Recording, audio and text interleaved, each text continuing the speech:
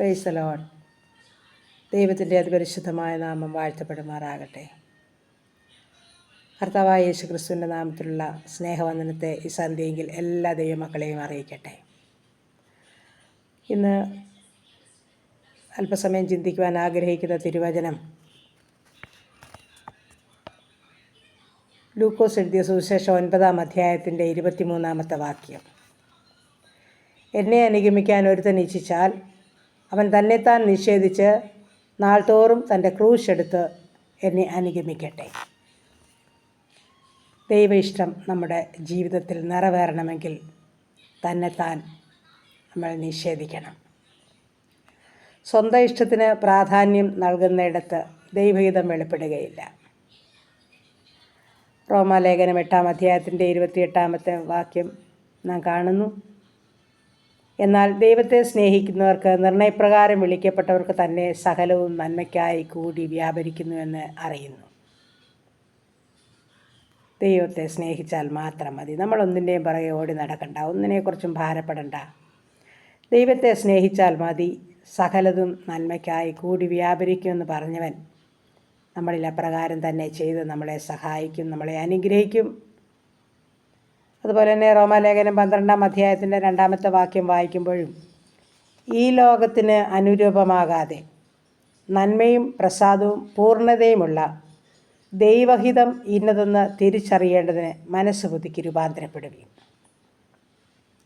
അപ്പോൾ ഈ ലോകത്തിൻ്റെ മോഹങ്ങളിൽ നിന്നൊക്കെ ഒഴിഞ്ഞ് നമ്മുടെ മനസ്സ് പുതുക്കപ്പെട്ട അവസ്ഥയിൽ ദൈവസന്നിധിയിൽ പ്രാർത്ഥിച്ചെങ്കിൽ മാത്രമേ ഈ ദൈവഇഷ്ടം അറിയുവാനായിട്ട് സാധിക്കുകയുള്ളൂ. അപ്പോൾ ദൈവത്തിൻ്റെ ഇഷ്ടമനുസരിച്ച്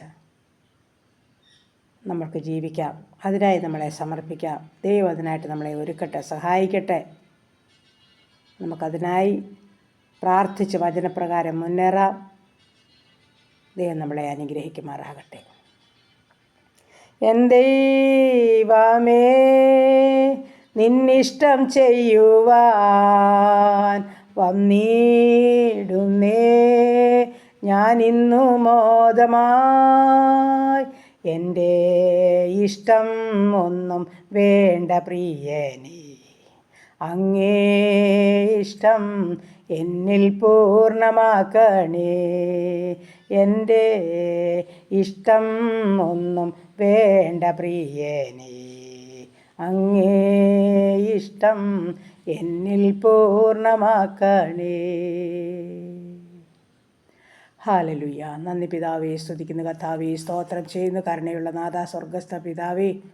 ഈ അനുഗ്രഹിക്കപ്പെട്ട സന്ധ്യയെങ്കിൽ ഹല്ലേലൂയ കർത്താവേ, ഞങ്ങൾക്ക് അല്പസമയം കർത്താവിൻ്റെ വചനവുമായി ഇരുപ്പാൻ, ഒന്ന് ധ്യാനിപ്പാൻ തന്ന അവസരത്തിനായിട്ട് നന്ദി പറയുന്നു, സ്തോത്രം ചെയ്യുന്നു കർത്താവേ.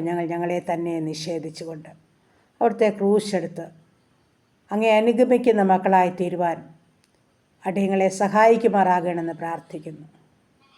ഈ ലോകത്തിൻ്റെ മോഹങ്ങൾക്ക് അടിമപ്പെട്ടു പോകാൻ അനുവദിക്കാതെ വണ്ണം എൻ്റെ അപ്പൻ്റെ ഇഷ്ടം എന്നതെന്ന് തിരിച്ചറിയുവാൻ തക്കവണ്ണം അതിന് പ്രകാരം ജീവിപ്പാൻ തക്കവണ്ണം ഞങ്ങളെ സഹായിക്കണമേ. അതിനായി സമ്പൂർണ്ണമായും താഴ്ത്തി ഏൽപ്പിക്കുന്നു കർത്താവേ. കർത്താവ്, ഞങ്ങളായിരിക്കുന്ന ദേശത്ത്, ഞങ്ങൾ പാർക്കുന്ന ഭവനത്തിലെ സ്വർഗീയ സാന്നിധ്യം വേണം. രാത്രികാലം നല്ല ഉറക്കവും ആശ്വാസവും ഞങ്ങൾക്ക് തരണം. ഞങ്ങളുടെ ശരീരാത്മദേഹികളൊക്കെ ബലപ്പെടണം. ഞങ്ങളുടെ ക്ഷീണങ്ങളും ഭാരങ്ങളും രോഗങ്ങളും സൗഖ്യമാകണം.